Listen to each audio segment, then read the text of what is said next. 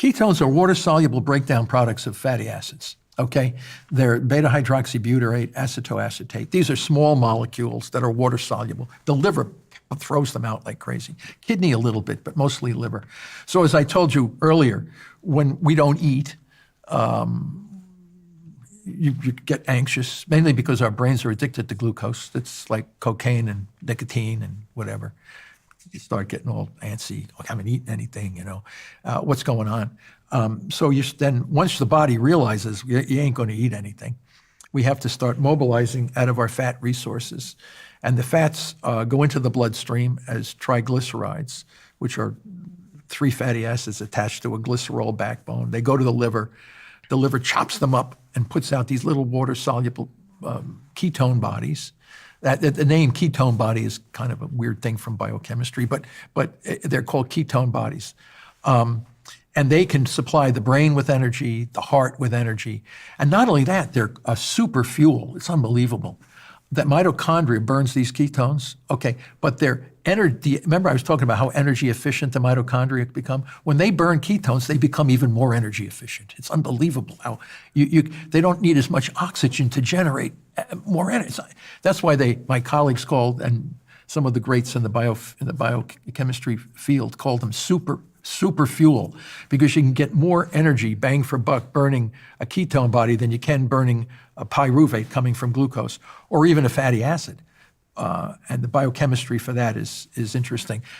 But the bottom line is, when you transition away from these fuels to don't forget, we evolved. Our ancestors were always in a state of ketosis. You get into that state by consuming very few carbohydrates and having a lot of energy.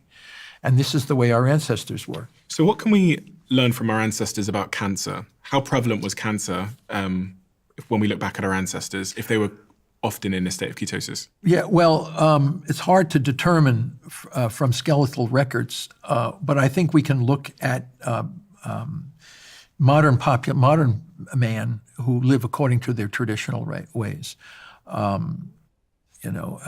Albert Schweitzer, the great humanitarian physician, went to Africa and looked at Africans that were living according to the traditional ways. And he said, one of the weirdest things, they don't have cancer. It was like, what?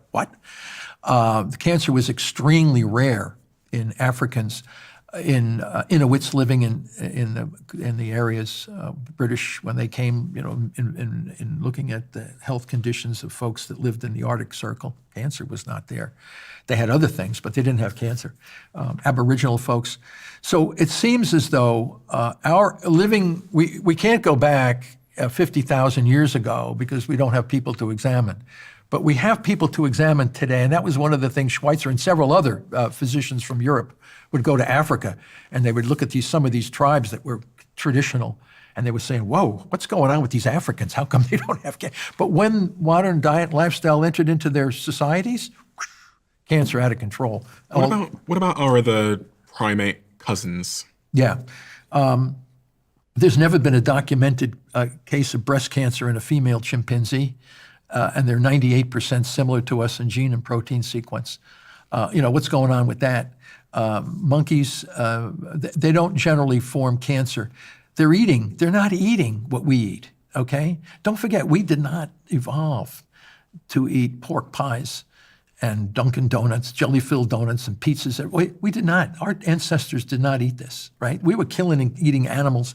As I said, we ate everything that walked, crawled, flew, or swam on this planet became part of our diet. We did not have donuts on every corner, delicatessens on every corner. We evolved over this period of time, just like our primate ancestors.